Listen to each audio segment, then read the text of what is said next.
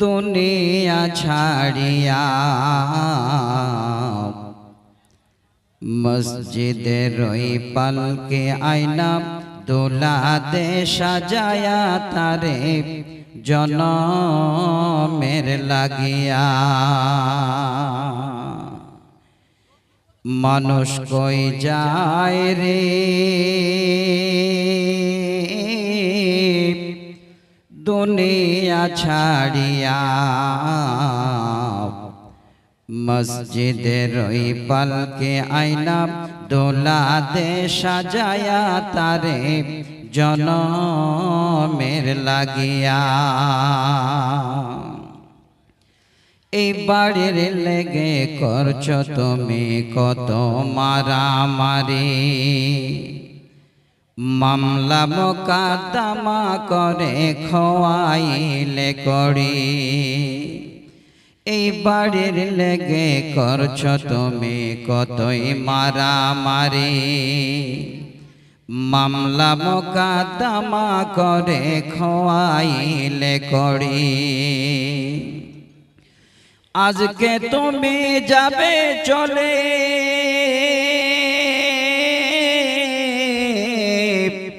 সব কিছু ছাড়িয়া, মসজিদের ওই পালকে আয়না দোলা দে সাজায়া তারে জনমের লাগিয়া। ছেলে মেয়ে নববধূর প্রেমেতে মজিয়া, নামাজ রোজা সব ছাড়িলাম দুনিয়ায় আসিয়া। ছেলে মেয়ে নববধূর প্রেমেতে মাতিয়া, নামাজ রোজা সব ছাড়িলাম দুনিয়ায় আসিয়া। সেই ছেলেরাই গোসল দিবে, সেই ছেলেরাই গোসল দিবে মুশারিটা নাইয়া। মসজিদের ওই পালকে আয়না দোলা দে সাজায়া তারে জনমের লাগিয়া। উপস্থিত সুনাম ধন্য আজকে আমাদের এই আলেম ওলামাদের ওস্তাদুল মুকাররম এই সবার আজকে সদরে মুহতারাম সম্মুখে বসে থাকা বিভিন্ন এলাকা থেকে আমার বয়োজ্যেষ্ঠ বৈকনিষ্ঠ শ্রোতা মণ্ডলী, পর্দার আড়ালে বসে থাকা পর্দানাসিনা অবলা সরলা মা খালা বোন ও বনান্যেরা, সর্বপ্রথমে সে রাব্বুল আলামিনের কাছে হামদ সানা করি, যিনি আমাদের এই রকমের একটি ইদারাকে কেন্দ্র করে দিবাগত রাতে তিনার কোরআন এবং সহিহ সুন্নাহ শোনার আমাদের সুযোগ দিয়েছেন। সে আল্লাহর দরবারে তিনার বান্দা হিসাবে একবার কৃতজ্ঞতা জানাই। পুরুষেরা উচ্চ স্বরে, মায়েরা মনে মনে একবার পড়ি আলহামদুলিল্লাহ। দরুদ ও সালাম অবতীর্ণ হোক নবী মুহাম্মদ রাসূলুল্লাহ সাল্লাল্লাহু আলাইহি ওয়াসাল্লামের উপর। আল্লাহুম্মা আমিন। আল্লাহুম্মা সাল্লি আলাইহি, আল্লাহুম্মা বারিক আলাইহি। ব্রাদার ইন ইসলাম, আজকে বিশাল একটা জালসার আয়োজন আপনাদের এই গ্রামে, ইটোয়া হাসানগঞ্জ গ্রামে, শুধুমাত্র একটা ইদারাকে কেন্দ্র করে। আজকে শিক্ষার প্রয়োজন কি, শিক্ষা কোথা থেকে আসলো, শিক্ষার মাধ্যম দিয়ে আমরা কত বড় লাভবান হতে পেরেছি, শেখ সাহেব সব কিছু একটু করে ইঙ্গিত করলেন। তো আমি আপনাদের কাছে খুব প্রাণ খুলে আল্লাহর কোরআন এবং সহিহ সুন্নাহর উপরে কিছু কথা বলবো। আল্লাহ পাক আজকে আমাদের এই জায়গায় উপস্থিত করেছেন, আজকে এই গ্রামে একটা বড় মাদ্রাসা দিয়েছেন, আজকে আমাদের সকলকে সুখে শান্তিতে রেখে বিভিন্ন রকমের সমস্যা থেকে সমাধান দিয়ে আল্লাহ এখানে আমাদের হাজির করেছেন। জেনে রাখেন এটাও একটা আল্লাহ পাক রব্বুল আলামিনের রহমত। তো ভাইরা আমার, আল্লাহ পাক রব্বুল আলামিনের রহমতের এত দাম, এত মূল্য, যার মূল্য পৃথিবীর মানুষ কোনোদিন অনুধাবন করতে পারবে না। সহিহ বুখারী মুসলিমের হাদিসে এসেছে, আল্লাহ পাক রব্বুল আলামিনের দয়া যদি না হয়, তিনার রহমত যদি না হয়, তাহলে আল্লাহর জান্নাতে যাওয়া আমাদের জন্য খুব কঠিন হয়ে যাবে। তো আমার দিনী বন্ধু, আমি আপনাদের কাছে আজকে আল্লাহর কোরআন থেকে সূরা জুমার নামে একটি সূরা, তার 53 নম্বর আয়াত আমি আপনাদের সামনে পড়লাম, এবং আরেকটি সূরা, সূরা আল বাকারা আয়াত নাম্বার 274, সেই সূরা থেকে একটি আয়াত আমি আপনাদের সামনে পড়লাম। সহিহ বুখারী থেকে আমি আপনাদের কাছে প্রথমে একটি হাদিসের শেষ অংশ আর একটি পরিপূর্ণ হাদিস পড়লাম। তো এবার কোরআন এবং সহিহ সুন্নাহর উপরে আমি অল্প কিছু সময় আপনাদের সামনে আলোচনা করব। ওয়া মা তৌফিকি ইল্লা বিল্লাহ। তো আমার দিনী বন্ধু, আমার যেটা আজকে মাজমুন, যেটা হলো আজকে আমার বিষয়, সেই টপিকটার নাম হলো আল্লাহর দয়া। খুব ভালো করে শুনবেন। আল্লাহ পাক রব্বুল আলামিনের যদি দয়া আমাদের না হয়, রহমত যদি আল্লাহ না রহম না হয়, তাহলে এই পৃথিবীর বুকে এত সুন্দর করে আমরা হয়তো কেউ চলতে পারবো না। আজকে আমি আপনাদের সামনে যে প্রথম আয়াতটি পড়লাম, সেই আয়াতটাকে কেন্দ্র করে সুন্দর করে একটি আমি শানী নজরুল শোনাবো। আব্দুল্লাহ ইবনে আব্বাস রাদিয়াল্লাহু তাআলা আনহু হাদিসের রাবী, তিনি বর্ণনা দিয়েছেন। সর্বপ্রথমে এই আয়াতের আগে আমি তরজমা করছি আপনাদের কাছে যে আল্লাহ পাক রব্বুল আলামিন কত বড় দয়ালু, আল্লাহ পাক রব্বুল আলামিনের কত রহমত আমাদের উপরে। আল্লাহ বলছে, রব্বুল আলামিন বলেন, বিসমিল্লাহির রহমানির রহিম। কুল ইয়া ইবাদিয়াল্লাযীনা আসরাফু আলা আনফুসিহিম লা তাকনাতু মির রাহমাতিল্লাহ। আল্লাহ বলছেন, নবীকে নবী তুমি বলো, আমার ওই সমস্ত বান্দাদের, যে আমার বান্দারা নিজের নফসের উপরে জিয়াদাতি করেছে, নিজের নফসের উপরে তারা অনেক বড় জুলুম করেছে, অন্যায় করেছে, লা তাকনাতু মির রাহমাতিল্লাহ, তারা যেন আমার দয়া থেকে, আমার রহমত থেকে কোনোদিন নিরাশ না হয়। ইন্নাল্লাহা ইয়াগফিরুদ যুনুবা জামিআ, নিশ্চয় আল্লাহ সমস্ত রকমের গুনাহ খাতাগুলি আমাদের মাফ করে দেন। আল্লাহ বলছেন, বান্দারে ইন্নাহু হুয়াল গাফুরুর রহিম, আর আমি আল্লাহ এই সমস্ত গুনাহ যেন মাফ করনে ওয়ালা। আল্লাহ পাক এই জায়গার মধ্যে বোঝাতে চাইলেন, ওরে আমার বান্দা, আমার জমিনে চলতে ফিরতে উঠতে বসতে যত বড় তোমরা অন্যায় করো না কেন, যত বড় পাপ করো না কেন, আমার রহমত থেকে কোনোদিন তোমরা যেন নিরাশ হয়ো না।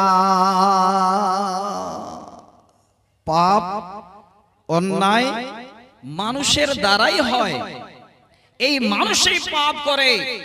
ইমাম বুখারী রাহমাতুল্লাহ আলাইহি সূরা জুমারের তাফসীরে একটা বাব বেঁধেছেন, কুল ইয়া ইবাদিয়াল্লাযীনা আসরাফু আলা আনফুসিহিম লা তাকনাতু মির রাহমাতিল্লাহ। এবার সেখানে তিনি একটা হাদিস নকল করেছেন, আমি সেই হাদিসটাকে আপনাদের সামনে এবার শোনাচ্ছি। হযরত আব্দুল্লাহ ইবনে আব্বাস রাদিয়াল্লাহু তাআলা আনহু তিনি বলছেন, আল্লাহর নবীর জামানায় ওই সমস্ত মুশরিকেরা, ওই বেদিনেরা যারা চলতে ফিরতে উঠতে বসতে যেন বেশিরভাগ রাহাজানি করত, জিনা করত, অল্প কথার মাধ্যমে যেন তারা লড়ে বসত, এত বড় বড় তারা গুনাহ করে বসত। এবার আল্লাহ রাব্বুল আলামিনের নবীর কাছে ওই সমস্ত মুশরিক বেদিনেরা যেন নবীর কাছে আবেদন করলেন, নবী গো, আপনার মতো মানুষের কথা শোনার যেন আমাদের মন জাগে, আপনি এমন করে কথা বলেন, আপনার কথা শোনার ইচ্ছা করে, আপনার কথার মাধ্যম দিয়ে যেন জীবনের মানুষের পরিবর্তন আসে। কিন্তু নবীজি, আমরা আল্লাহর জমিনে এত বড় অন্যায় করেছি, এত বড় গুনাহ করেছি, এত বড় পাপ করেছি যে আমরা আপনার কাছে যেন আর এই জন্য পৌঁছাতে পারি না যে এই গুনাহ নিয়ে আমরা আপনার কাছে কেমন করে হাজির হব। আল্লাহ পাক সেই সময় এবার নবীর কাছে আয়াত পাঠাচ্ছেন, নবী তুমি বলো আমার বান্দাদের যারা তাদের নফসের উপরে জুলুম করেছে, অন্যায় করেছে, লা তাকনাতু মির রাহমাতিল্লাহ, তারা যেন আমার রহমত থেকে নিরাশ না হয়ে যায়, তাদের তুমি আসতে বলো, তারা যদি ফিরে আসে আমি আল্লাহ আমার বান্দারা যত বড় অন্যায় করুক, যত বড় গুনাহ করুক, যত বড় পাপ করুক না কেন, আমি আল্লাহ আমার বান্দাদের সমস্ত রকমের গুনাহগুলি মাফ করে দেব। তো আল্লাহ এত বড় দয়ালু, আল্লাহর জমিনে চলতে গিয়ে আমরা যদি পাপে পাপে পাপ মানে দুনিয়া ভরিয়ে দিই, তারপরেও যদি আমরা আল্লাহ পাক রব্বুল আলামিনের কাছে ফিরে আসি, তো আল্লাহ বলছেন আমি তোমাদের আমার কাছ থেকে তোমাদের ফেলে দেব না, নিরাশ করে দেব না। এই জন্য আল্লাহ বলছেন বান্দা আমার রহমত থেকে কোনোদিন তোমরা নিরাশ হইও না। তো ভাই, তিনি হলেন আল্লাহ, তিনি হলেন দয়ালু। আজকে তিনার রহমত হয়েছে বলে, তিনার দয়া ছিল বলে আজকে আপনাদের এই গ্রামে এত বড় একটা জালসার আয়োজন। আসেন, তাফসীর ইবনে কাসিরে সুন্দর করে একটা হাদিসের উল্লেখ আছে সহিহ সনদে, আমি আপনাদের কাছে সেই হাদিসটাকে তুলে দিচ্ছি। একদম সহিহ হাদিস, বুখারী মুসলিমের হাদিস। হযরতে আনাস রাদিয়াল্লাহু তাআলা আনহু হাদিসের রাবী, যিনি হলেন খাদিমে রাসূল, তিনি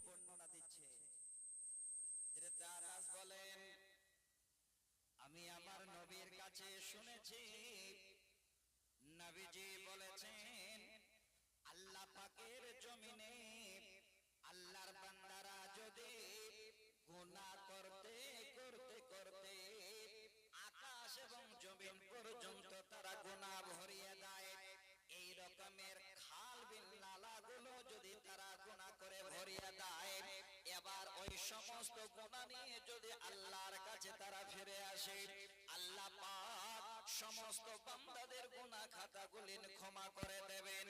নবীজি বলছেন, ওরে আমার উম্মত, যদি তোমরা পাপ না করতে, আল্লাহর জমিনে যদি তোমরা পাপ না করতে, তাহলে আল্লাহ এই সমস্ত বান্দাদের আমাদের দুনিয়া থেকে সবাইকে ধ্বংস করে দিতে।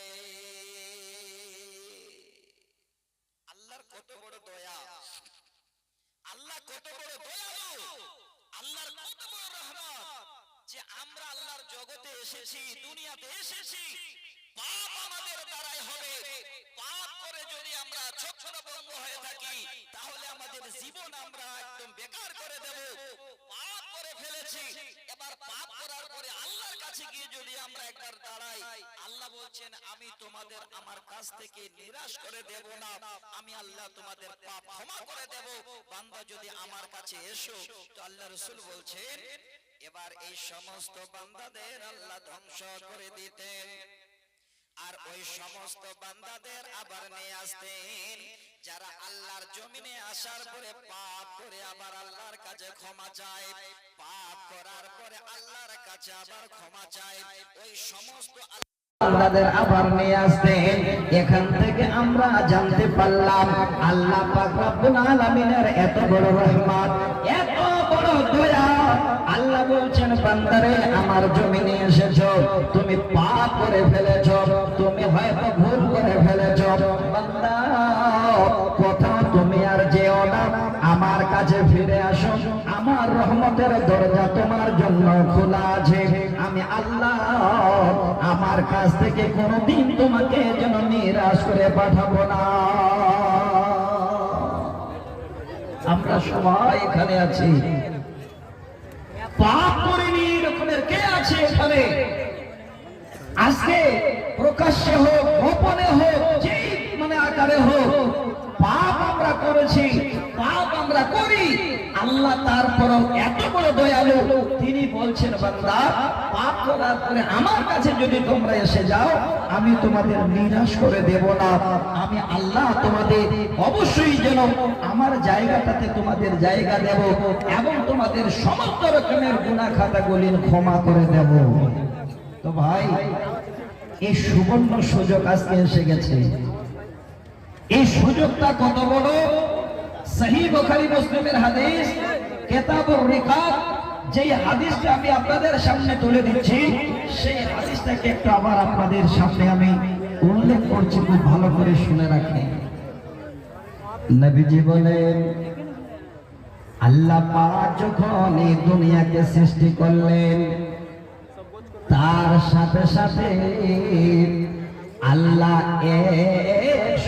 রহমতকেও সৃষ্টি করলেন। দুনিয়া সৃষ্টির সাথে সাথে আল্লাহর রহমত আল্লাহ যেন সৃষ্টি করলেন 100। দেখেন ভালো করে, আল্লাহর নবী বলছেন এবার আল্লাহর এত বড় দয়া, 100টার মধ্যে 99টি আল্লাহর রহমত যেন তিনার কাছে রেখে দিলেন, আর একটি রহমত আল্লাহ রাব্বুল আলামিন দুনিয়াতে আমাদের দিলেন। এই মানুষদের, জিনদের, চতুষ্পর্যন্তদের, পৃথিবীর যত মাখলুক আছে সমস্ত মাখলুককে আল্লাহ একটি মাত্র যেন রহমত দিয়ে পাঠালেন। একটি রহমত আমরা পেয়েছি। আপনারা নিজেই মিলান, আজকে যাদের 2-4টা ছেলে মেয়ে আছে ওই ছেলে মেয়েদের প্রতি আপনার কত রকমের যেন দয়া, কত রকমের মায়া বের হয়। আজকে আপনার যখন নাতি আর পোতা হয়ে যায় তখন যেন আরো একটা আপনার দয়া মায়া বেড়ে যায়। এই রকমের আল্লাহর জমিনে যত রকমের মাখলুক আছে একটু যদি লক্ষ্য করে দেখা যায় একটা রহমত আল্লাহ রাব্বুল আলামিন আমাদের দিয়েছেন, আর একটা রহমতের কারণে এক মানুষ অপরের মানুষের বন্ধু হয়ে আছে, একজন যেন অপরজনের পরস্পর যেন বন্ধু হয়ে রয়েছে। ঠিক অনুরূপ এইরকমের একটি যদি চতুষ্পর্যন্ত কেউ দেখা যায়, একটি রহমতের কত মূল্য। একটা বকরিকে দেখবেন তার বাচ্চাগুলোকে সুন্দর করে পাশে শুয়ে নিয়ে থাকবে, কিন্তু আল্লাহর এত রহমত, একটা রহমতের এত বড় গুণ, ওই বকরি চাইবে না যে আমার বাচ্চার উপরে একটু উঠে যাক। ওই মুহূর্তে ওই বকরিটাও যেন তার বাচ্চার উপরে পা উঠায় না। একটা রহমত এর কারণে আল্লাহ রাব্বুল আলামিন আমাদের কত রকমের জন্য দয়া মায়া দিয়েছে। আল্লাহ রাসূল বলছে এই দুনিয়া যখন আল্লাহ সৃষ্টি করলেন তখন সুন্দর করে আল্লাহর আরশে আল্লাহ পাক রব্বুল আলামিন এরকম একটা খাত লিপিবদ্ধ করলেন, আর সেখানে আল্লাহ লিখে দিলেন ইন্না রাহমাতি সাবাকাত গাযাবি।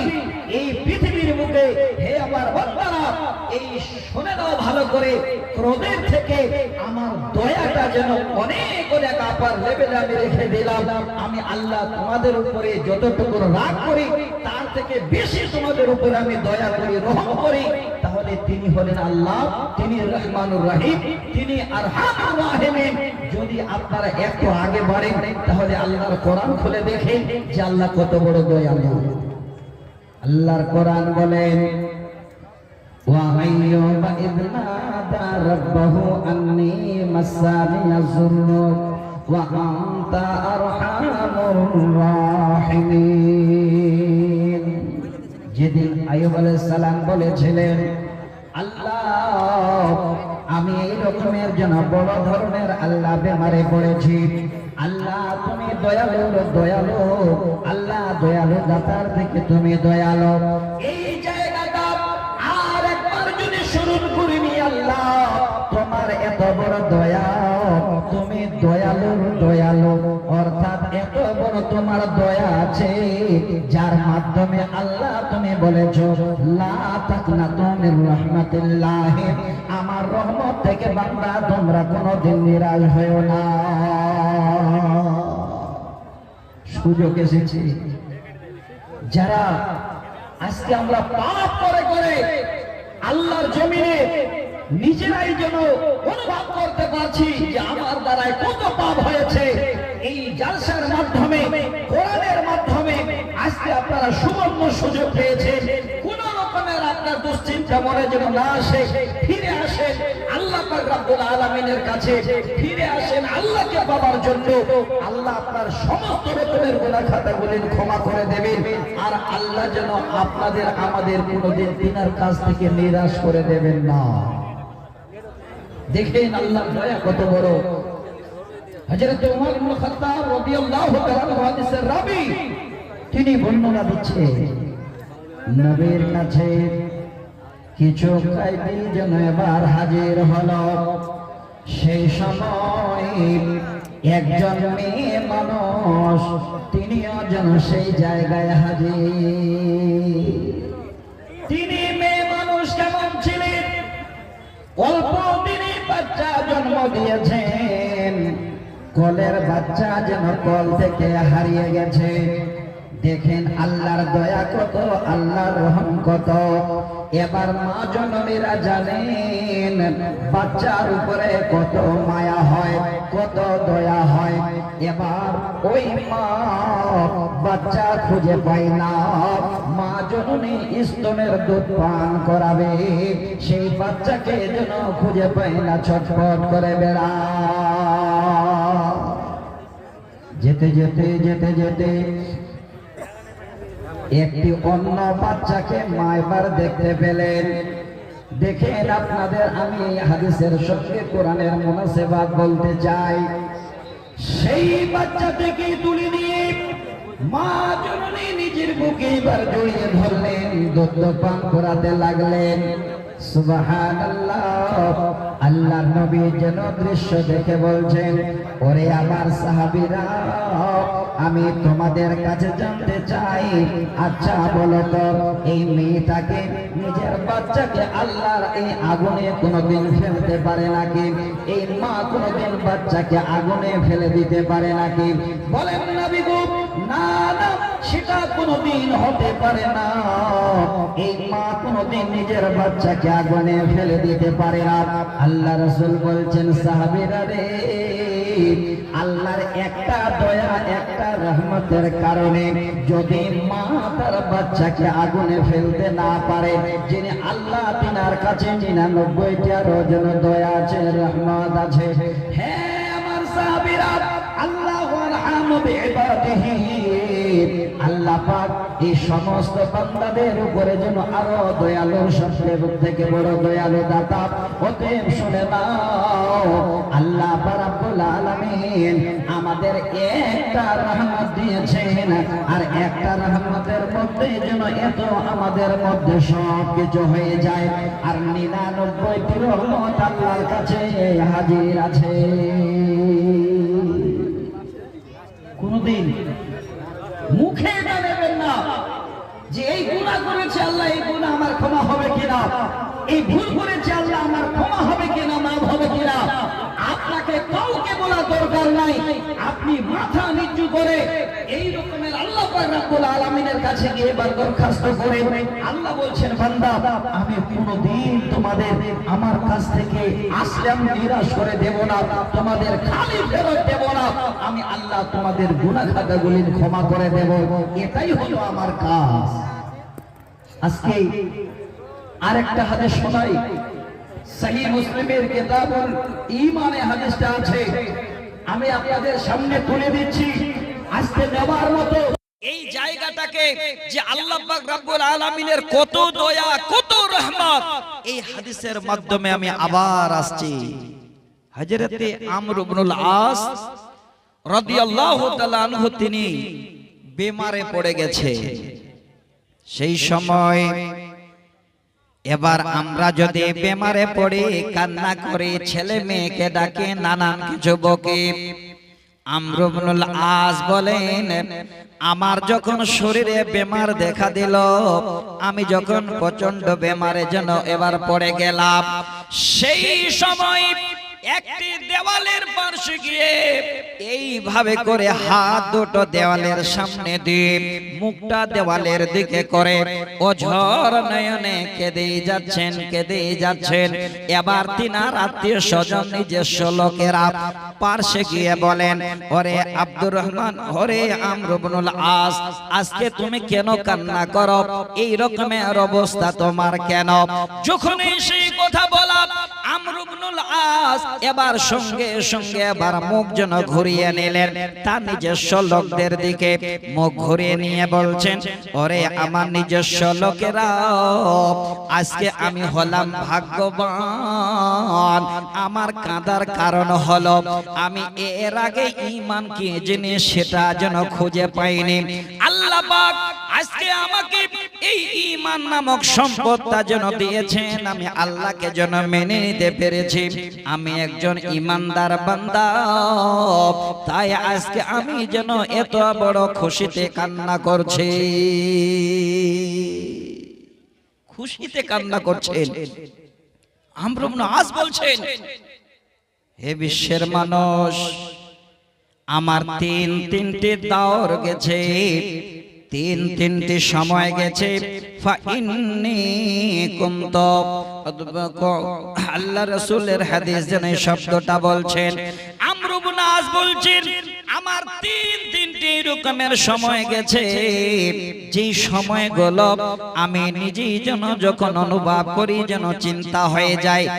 এক নাম্বার সময় হলো, একটু তিনটা সময়কে আমি আপনাদের জানিয়ে দিচ্ছি। প্রথম নম্বর সময় হলো আমি আমর ইবনুল আস যখন ঈমান পাই নাই, ঈমান যখন আনি নাই, আমি রাস্তাঘাটে হাঁটতাম আর চলতাম আর মনে মনে ভাবতাম আমার সঙ্গে যদি নবী মুহাম্মদের একবার দেখা হয়ে যায় তাহলে আমি নবী মুহাম্মদের মাথা কেটে ছুটিয়ে দেব, নবী মুহাম্মদ সাল্লাল্লাহু আলাইহি ওয়াসাল্লামের উপরে আমি হামলা করে বসব।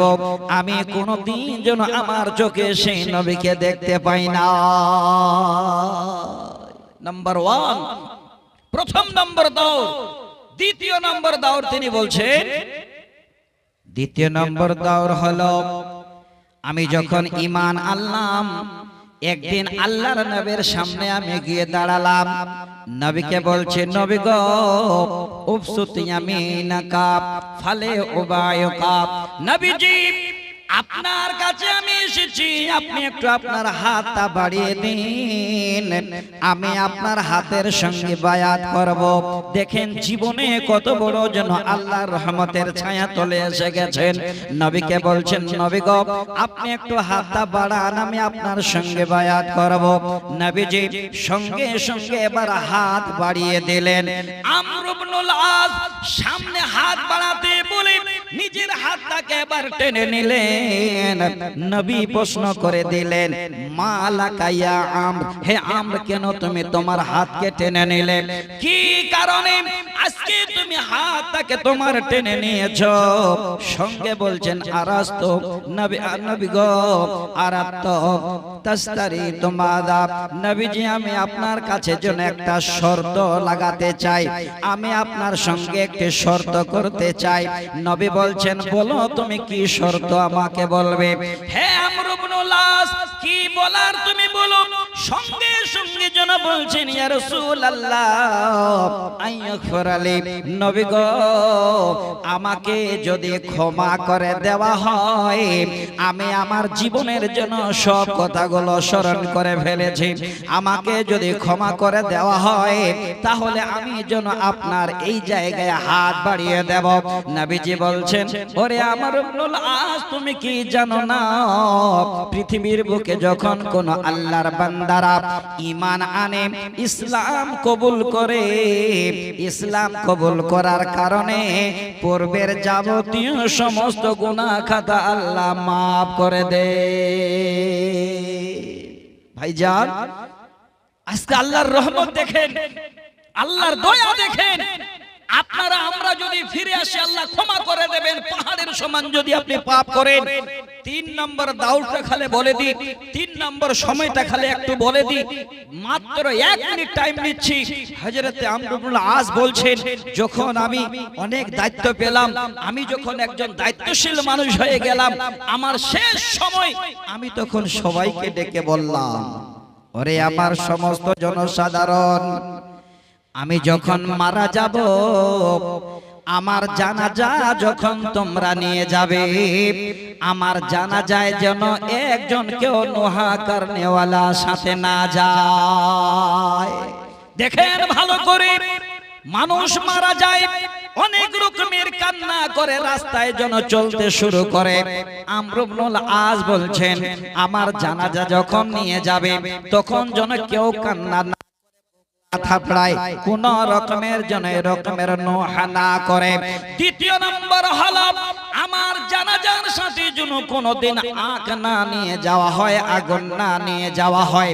আর একটা শর্ত হলো ওরে আমার সমস্ত লোকজনেরা, আমাকে যখন তোমরা কবর দেবে আস্তে আস্তে করে মাটি দেবে, মাটি দেওয়া যখন হয়ে যাবে তাড়াহুড়া করে তোমরা বাড়ি ফিরবে না, সেখানে তোমরা একটু দাঁড়িয়ে যাবে। ওই সময় পর্যন্ত একটা উট জবাই করে যতক্ষণ বুটি বুটি করে মাংসগুলো যেন সময় লাগে, ওই সময় পর্যন্ত তোমরা একটু দাঁড়িয়ে থাকবে। আমি এই সময়ের মধ্যে আল্লাহ রাব্বুল আলামিনের ফেরেশতাকে কি জবাব দিতে হবে, আমি যেন মনে মনে মনে মনে তাই এই চিন্তা ভাবনা নিয়ে দেব। একবার ভেবে দেখেন আল্লাহর কত বড় দয়া, কত বড় রহমত। যিনি নবীকে মারার জন্য তলবার নিয়ে খুঁজত, মনে মনে ভাবতো নবীর সামনে পড়লে আমি নবীর মাথাটাকে দুই খণ্ড করে দেব, সেই আমর ইবনে আস বলেন আমি যখন এত বড় ভুল করার পরও ফিরে আসলাম, আল্লাহ রাব্বুল আলামিনের এই জমানার ইসলামে দীক্ষিত হলাম। নবীজি বললেন তোমার যেন পূর্বের সমস্ত গুনাহ আল্লাহ মাফ করে দিয়েছে। আমি বলতে চাই বন্ধু, আল্লাহর কোন রকমের কোন দয়া থেকে নিরাশ হবেন না। আজকে দেখেন কাঠিয়ারবাসী, আপনাদের অত্র এলাকাবাসী, আজ থেকে 20 বছর আগে যারা আপনারা পাট খড়ির ঘরে শুইতেন, সেই আল্লাহর বান্দারা আজকে দেখেন ছাদের ঘরে, দোমঞ্জিলা ঘরে শুইছেন। এটাও একটা আল্লাহর দয়া, এটাও একটা আল্লাহর রহমত। আমি অনুরোধ করছি আল্লাহর রহমত থেকে বঞ্চিত হবেন না। আজকে টাকা পয়সা এত রকমের সুন্দর পোশাক পরছেন, এটাও আল্লাহর একটা রহমত। তো আল্লাহর রহমত পাওয়ার পরে আল্লাহর কাছ থেকে আমরা যেন নিরাশ না হই, আল্লাহ পাক রব্বুল আলামিনকেও যেন আমরা একটু অবশ্যই নিজে আল্লাহর বান্দা হিসাবে কিছুটা চিন্তা ভাবনা করি এই জগতে আল্লাহকে চেনার। আমি একটা দ্বিতীয় আয়াত পড়েছিলাম, আয়াতটা একটু ভালো করে শুনে নেবেন। আজকে সময়টা আপনাদের কাছে হাজির হয়ে গেছে, আপনারা সময়টা পেয়ে গেছেন, এত বড় ভাগ্যবান। আল্লাহ বলছেন আল্লাযীনা ইনফিকুনা আমওয়ালাহুম বিল্লাইলি ওয়ান নাহারি সিররাও ওয়া আলানিয়াতান ফালাহুম আজরুহুম আল্লাহ রাব্বুল আলামিন বলছেন ওই সমস্ত আমার বান্দারা যারা আমার এই মাল, আমার দেওয়া রোজি, আমার দেওয়া এই সম্পদ রাতে এবং দিনে লুকিয়ে এবং প্রকাশ্যে আমার রাস্তায় খরচ করে, ফালাহুম আজরুহুম ইনদা রাব্বিহিম, আল্লাহ বলছেন ওই তোমার রবের কাছে বান্দা যেন তোমাদের আজর রয়েছে, সওয়াব রয়েছে, ফালাহুম আজরুহুম ইনদা রাব্বিহিম ওয়ালা খাউফুন আলাইহিম ওয়ালা হুম ইয়াহজানুন। আর সেদিন তোমাদের কোনো রকমের ডর থাকবে না, কোনো রকমের ভয় থাকবে না, কোনো রকমের চিন্তাও হবে না। তাহলে ভালো করে বুঝেন এই জায়গাটাও একটা আল্লাহর দয়া, আল্লাহর রহমত, যে আল্লাহ আমাদের ভিখারি করে রেখেছিলেন, আমাদের পাট খড়ির ঘরে শুয়েছিলেন, এখন আল্লাহ আমাদের জন্য ছাদের বাড়িতে শুয়েছেন, আল্লাহ আমাদের জন্য রুজি রুটিতে এত বরকত দিয়েছেন যে আমাদের খাবার অভাব নাই। সব থেকে আরো বড় রহমত যে আপনাদের গ্রামে একটা কোরআন হাদিসের ইদারা আপনারা পেয়েছেন, এটাও হলো একটা আল্লাহর রহমত। তো আমি বলতে চাই রে দিনে বন্ধু, হে আমার বাপ, পৃথিবীর বুকে আল্লাহ রাব্বুল আলামিনের এই সুবর্ণ সুযোগ এসে গেছে, আমরা যেন একজন হাত ছাড়া না করি। সময়টা হাজির, যারা চলে গেছেন এই সময় থেকে বঞ্চিত আমরা মওজুদ আছি, আমরা সময়টা পেয়েছি কি আল্লাযীনা ইনফিকুনা আমওয়ালাহুম বিল লাইলি ওয়ান নাহারে, আল্লাহ বলছেন ওই সমস্ত বান্দারা যারা তাদের মালকে খরচ করে রাতে এবং দিনে। আজকে রাত আপনাদের কাছে এটা ভাগ্য, আমাদের রাত আমরা পেয়েছি। রাতে মানুষ যখন শুয়ে যায়, ঘুমিয়ে যায়, ওই সময় সে আল্লাহর বান্দা যেন মৃত্যুতে এবার সে পতিত হয়ে যায়। আল্লাহ যদি জাগায় তাহলে জাগবে, না হলে আর জাগতে পারবে না। তো বন্ধু, এই সময় এই সুযোগ একটু আমরা কাজে লাগাবো, একটু আমরা হাত বাড়াবো। সকল গ্রামবাসীকে বলছি আপনারা ভালো করে শুনে নেবেন, আমি আপনাদের বুঝিয়ে বলছি। একটা এদারা চালাতে গেলে প্রায় বছরে 20 লক্ষ টাকা লাগে। এক দ্বিতীয়ত আপনারা যে আলেম ওলামাদের ডেকেছেন, এত বড় একটা ট্রেন বানিয়েছেন, আপনারা বড় আশা আকাঙ্ক্ষা করে কোরআন শোনার জন্য মাহফিল করেছেন, এখানেও 2-4 লাখ টাকা খরচ আছে। তো আমি অনুরোধ